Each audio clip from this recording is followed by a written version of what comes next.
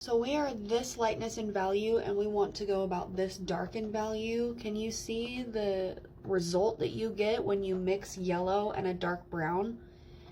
It goes muddy green, right? So when you go blonde, you are dissolving pigments from red to orange to yellow. And if you don't do the opposite when going back dark by going from yellow to orange to red and then to your brown, it will absolutely turn muddy green. And when we replace all of the warm tones from the yellow back into the hair, that is called a filler process. Depending on where you start and where your goal is going to be will determine how many fillers and the types of tones that you need to put back into the hair to create balance for your finishing goal formula. So let's say you are a level 8, 9 right here and you want to go to like a level 6, which would probably be like right around like here.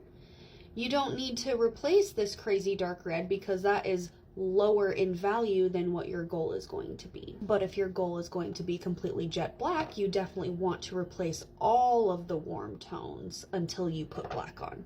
Make sense? And you got to be careful with what kind of fillers that you choose to fill your hair with. You don't want to be using any like highly chromatic colors like on the outside of the color globe.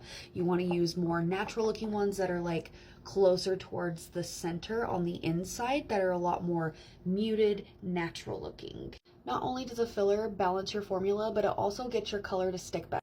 You see, doing this process first kind of stains the hair and kind of preps the hair to really grab all of those darker brown tones. That way they don't fade so fast. But if you have shit porosity in your hair may fade regardless if you do filler or not. But you definitely want to do a filler if you want a balanced, natural looking color when you finish.